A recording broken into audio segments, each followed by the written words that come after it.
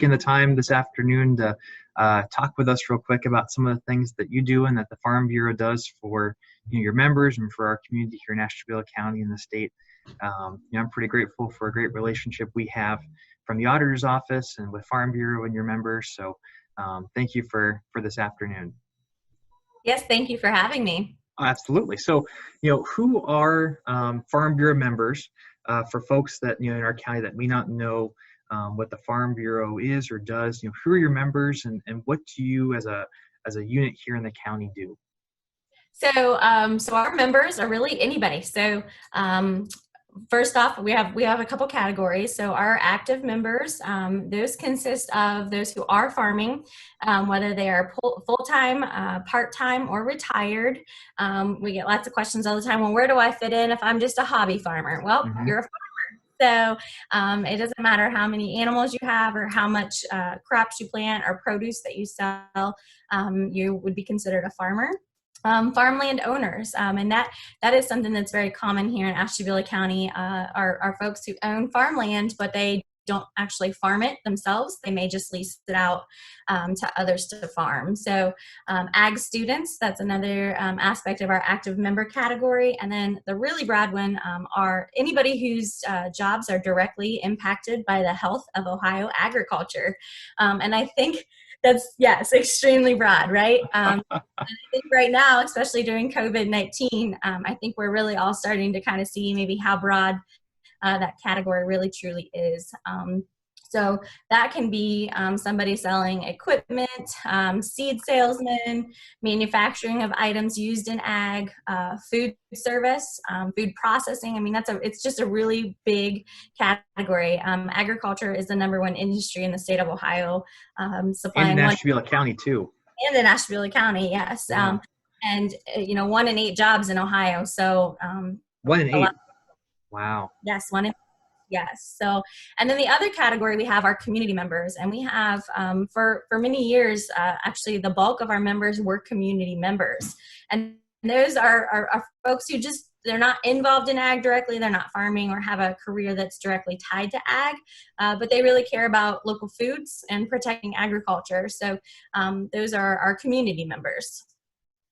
So how many members do you guys have here in the county? So we have over 700 active farmer member families. Wow. And then we've got about 900 total that includes active and community members. So, and those are households. That's quite a number of of folks that you're able to interact with and learn from. But then what are some of the resources that Farm Bureau and you here in the county give to your members? Absolutely. So I guess one of the biggest things that we do for our members in terms of service and what our members created us for 100 years ago was for advocacy. So we're a grassroots organization, and we strive to find solutions to our members' problems. So that is probably the #1 thing that we do. I have to explain to a lot of times to folks about what my job is, and when you start saying advocacy and lobbying and things like that, some people kind of like, what? Those are dirty words. Yeah, those are dirty words, right? And you start explaining to them that our role is to share the story of agriculture and why our members and our farmers do the things they do, and we're educating. It's a little easier to swallow there. So that's our #1 service. We provide a lot of educational seminars and training. So we have really, really great partnerships here in Farm Bureau at the county, state, and even the national level. So we're always working with Ohio State University Extension, our local Soil and Waters, ODA, ODNR, our local farm service agencies, the Auditor's Office. We have a lot of really great relationships, and a lot of great relationships that aren't 100% ag related either. So we've recently been working with the Mental Health and Recovery Services Board. So we do a lot of different things here in our community and try to provide educational trainings and seminars. Those can range anywhere from landowner education, and we've done some of those with you with the CAUV, oil and gas, property taxes, current issues. So water quality is a big one. Yeah. Timber benefit, trade, and now recently COVID-19, we can add that right into the mix as well. So, and while we don't, directly come up all the time with that information, we have really great partnerships, and when we all work together, that's how we provide those resources.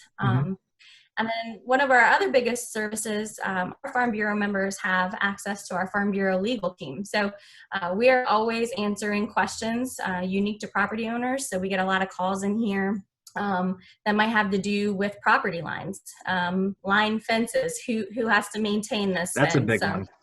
Yes, that is a big one. I've had a lot of those calls here in the last days, actually. So all-purpose vehicles and trespassing, open burning. I mean, the topics go on. And so you call us, and we're able to put you in touch with our legal team or appropriate resources that way. So.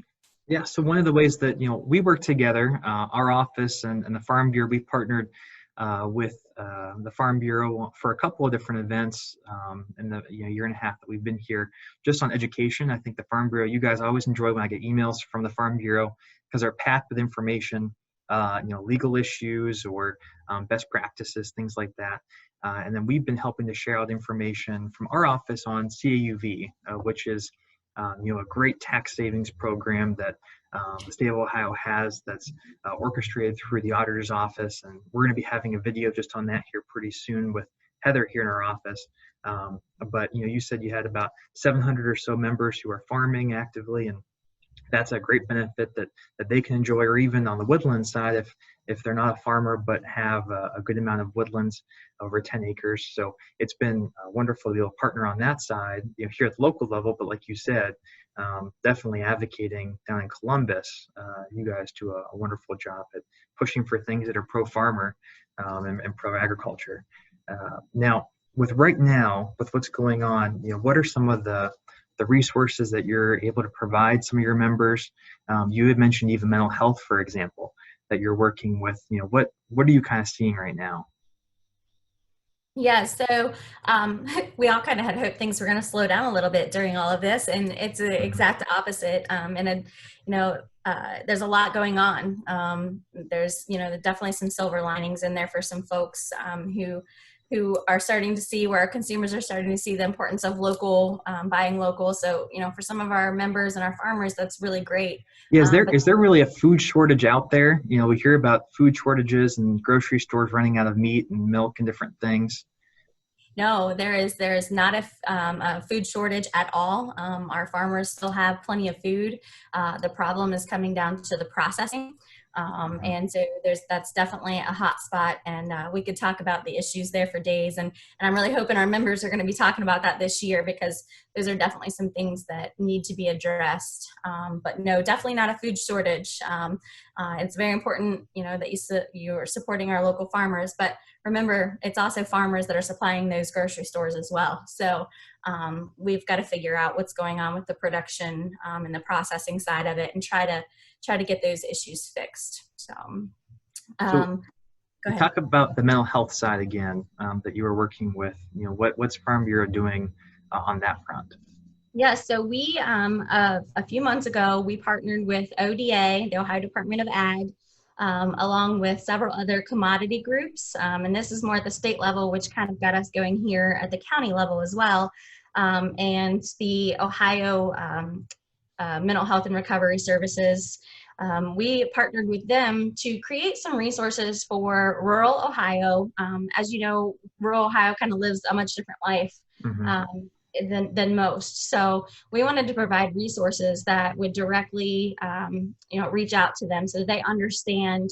They know that we know what they're going through, I guess. The same resources that work for me, who's living a life on a farm, where I'm working long hours and I'm working alone by myself, might not be the same resources that somebody living downtown Cleveland or such might need. So we created resources with it's called the Ohio Got Your Back campaign with ODA. And it has a bunch of different resources on there for our farmers and for those of us who work directly with our farmers. So, farmers are very prideful folks, and if they're struggling, they may not come forward, but people like you and I who are around them a lot might be able to identify signs, and so that we know how to help them as well. And that's a big part of it. So we started working locally here with the Ashtabula County Mental Health and Recovery Services Board, and we're working on getting some resources out to our members and to the ag community in general in rural Ohio, rural Ashtabula. And we're working on a really exciting project that I can't really talk about right now, but yes, hopefully that'll come forward here soon, and just really trying to raise awareness. Ag in general we're under a lot of stress, and it was like it before COVID-19. So, and I touched on a little bit ago, farmers work a lot of hours. They're not getting much sleep. The financial stress, so things in ag haven't been good for a really long time.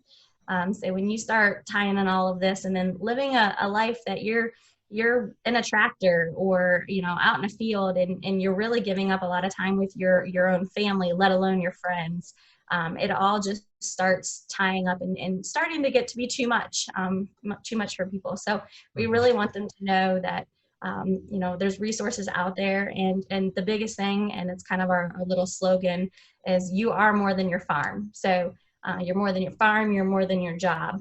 So we just want to be a resource out there. And if anybody ever needs anything, feel free to call us or the local Mental Health and Recovery Services Board. That's great that you guys are focused on that, and something that, like you said, was timely even before this crisis right now, but probably needed now more than ever. I would like to remind anyone who's watching here on Facebook Live too, if you have questions, feel free to chat them in as we continue to discuss. But Mandy, how are our farmers doing here locally? Have some of them seen the impacts yet of COVID-19, economically, in terms of demand, or in terms of any of their supply chains, for example? Yes, absolutely. So I don't know if I should start off with the good or the bad first, but so some of the positives and the silver linings, our local meat processors, they are staying extremely busy. And those who are growing livestock to sell for meat, that had appointments, and have meat for sale, and produce and fruits, they're doing well. It's really great that, we're seeing the value of buying local options here. Dairy industry. So dairy has been hit very, very hard. We have rural producers here directly in the county that have been directly affected by this. They've either lost contracts and had to find new, or they're being asked to reduce their production. So, dairy farmers are really good at what they're doing. So we have a surplus of milk, but that demand had changed so much in terms of things being closed down, restaurants, schools. Even, I imagine, we're a big, consumer of milk, yes. And then now they're closed.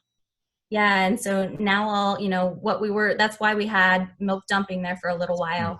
Mm-hmm. It was such a huge shift in production type, and then not having the materials and things like that. That's what led to that. But even now, the demand, we're all still obviously needing milk, but there's a whole lot less going to restaurants and schools and things like that. So we've got producers that have been asked to reduce their production by 15%. So they're either doing that through calling cows, and calling is basically selling them. But it's really hard to send cows to the market too when there is no market and those prices are, very, very low. Right. Having to change their rations, looking at breeding for next year, and maybe not breeding as many of them. Paring it down. Yeah, there's a whole lot that ties into that. And then crop prices they're not good either, and they're not predicting them to be very good for the fall. I actually had a member the other day that told me he doesn't even know if he's going to make money, and almost wondered if it was even worth the time to plant and pay for the seed and the fertilizer. So it's definitely affecting our farmers here locally. Well, I know one of the silver linings, in a sense, like you just said too, from the CUV side, from property tech side, with our reval coming up, we're seeing a decrease in CUV values again. So hopefully that's a little bit of added relief for some of our farmers right now, but that's a small token in comparison to everything else that's going on. Yes. For sure. So I've got two last questions for you. So if someone wants to buy local, if they want to, get local meat or eggs or produce, things like that, what advice or suggestions would you have? Is there a resource through the Farm Bureau that they could use? Yeah, so there's multiple things. We do have a resource here with the Farm Bureau. So last year was our first annual Northeast Counties Buying Local Directory, and that covers Ashtabula, Geauga, Lake, and Trumbull. It is not by any means a full guide to what is available because those members had to turn that information back in, but you can download that on our website, which is Ashtabula FB, so like Farm Bureau, ashtabulafb.org. You can find it on our Facebook page, or you can email us at ashtabula@ofbf.org, and we can get that out to you. You can always call. So that's one great thing about a grassroots organization. We have we know a lot of our members. We have great relationships with them, and we have a lot of contacts. So you can always call and tell us what you're looking for specifically, and we can get you a list of names for that.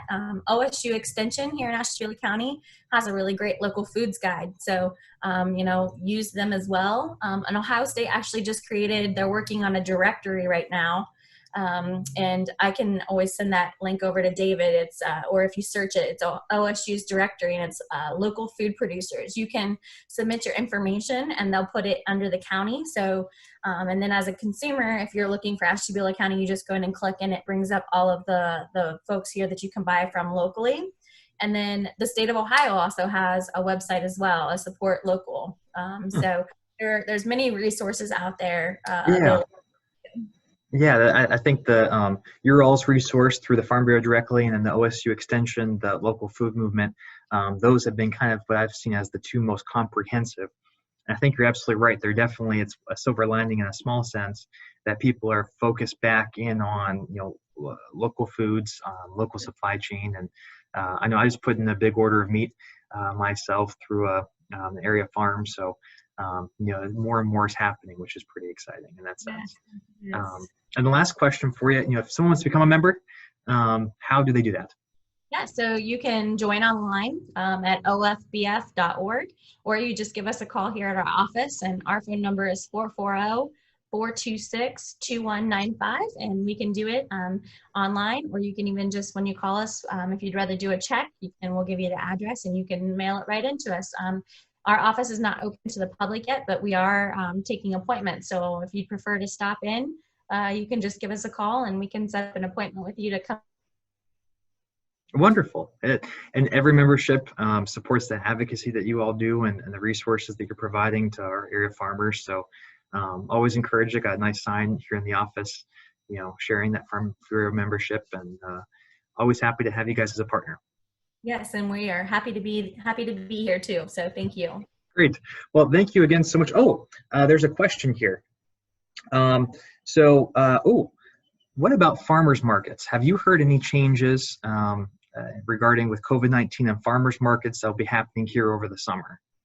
Yeah, so that was one of the big things that Farm Bureau worked on when this all started happening, and ensuring that those could stay open. Okay. It is up to the local, whoever's in charge of the farmers markets, on whether they can hold a farmers market that meets all of the governor's requirements or suggestions for health. But we do have some farmers market guides, some information that we can send those to help them out in deciding if they're able to do that. But they are allowed to continue. They were deemed essential, we fought to get them treated like a grocery store, because for many of us they are. So, but once again, it's up to the local farmers markets to decide whether or not they can implement the suggested practices to safely hold one. So. Yeah, my understanding is I talked to Reese Davis, who runs the one in the harbor on Sundays, and they're going to be having them starting up here pretty soon, just no entertainment. As you said, just trying to be much more like a traditional grocery store and keeping your distance, not a gathering spot. Yeah. So definitely will be something good to see this summer, and something nice to support for our area farmers. But that seems to be all the questions that we have. So thank you again so much, Mandy, for taking some time this afternoon. And this video and discussion will be up on our website, along with our Facebook and our YouTube channel as well. Well, thank you very much, and sorry for the technical difficulties here. No problem. We'll see you later. Stay safe. Bye. Bye-bye.